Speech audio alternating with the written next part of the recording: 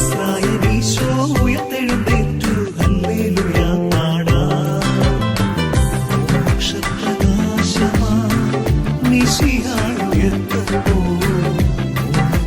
സംഗീതം വാനിലും കേട്ടല്ലോ. കല്ലറയിൽ തിരയരുതേ, ഉയർത്തെഴുന്നേറ്റവനേ, ജനതകൾ അണിയണിയാ, ഹല്ലേലൂയ പാടിടട്ടെ.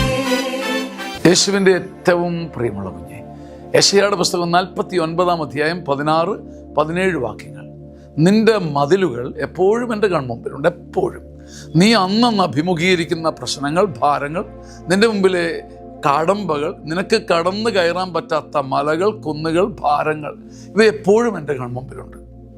അപ്പം നമ്മളും പറയും, കർത്താവ് എൻ്റെ കൺമുമ്പിലുമുണ്ട്, എൻ്റെ കണ്ണിലും എൻ്റെ ചിന്തയിലും എന്നും അതാ. എൻ്റെ മതിലുകൾ, എൻ്റെ ഭാരങ്ങൾ, എൻ്റെ മുമ്പിലെ തടസ്സങ്ങൾ, കോട്ടകൾ, കൊത്തളങ്ങൾ എപ്പോഴും ചിന്തിച്ച് ചിന്തിച്ച് ഞാൻ തളരുന്നു. ദൈവവും നമ്മൾ ഒരു കാര്യത്തിൽ സെയിമ, എപ്പോഴും നമ്മുടെ കണ്ണിൻ്റെ മുമ്പിൽ, നമ്മുടെ കണ്ണിലും ചിന്തയിലും ഒക്കെ ഈ ഭാരങ്ങളും കെണികളും തന്നെയാണ്. പക്ഷെ ഒരു വചനം യെശയ്യാ 49 അധ്യായം 17 വാക്യത്തിൽ കൂട്ടിച്ചേർക്കുക, കർത്താവ് നിന്നെ നിർമ്മിച്ചവർ, നിന്നെ സൃഷ്ടിച്ചവർ, നിന്നെ പുനർനിർമ്മിക്കുന്നവർ, നിന്നെ വീണ്ടും പടുത്തുയർത്തുന്നവർ നിന്നെ നശിപ്പിച്ചവരെക്കാൾ വേഗമുള്ളവരാണ്. പക്ഷേ ഈ വചനം നമ്മുടെ കണ്ണിലുടക്കിയാൽ, ചങ്കിലുടക്കിയാൽ നമ്മുടെ ഹൃദയം ജ്വലിക്കാൻ തുടങ്ങും.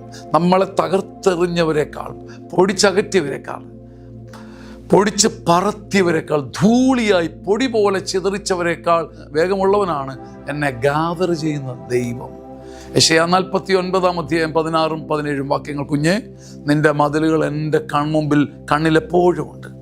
നിന്നെ നിർമ്മിക്കുന്ന ദൈവം, നിന്നെ പുനർനിർമ്മിക്കുന്ന ദൈവം, നിന്നെ പൊടിച്ചകറ്റിയ തകർത്തെറിഞ്ഞ മനുഷ്യരെക്കാൾ 10 മടങ്ങ് വേഗതയുള്ളവനാണ്. ആ വേഗതയുള്ള ദൈവത്തിൻ്റെ കയ്യിൽ നീ ഒതുങ്ങിക്കൂടിയാൽ, പുഴിയാണെങ്കിലും പുഴിമണ്ണാണെങ്കിലും ധൂളിയാണെങ്കിലും വീണ്ടും അവിടുന്ന് പുനർനിർമ്മിക്കും. ഈ വചനം ഒരു തമാശ ആയിട്ടല്ല, ആന്തരിക ശക്തിയായി ഉള്ളിൽ പതിയട്ടെ. ആമേൻ. ആമേൻ. ആമേൻ.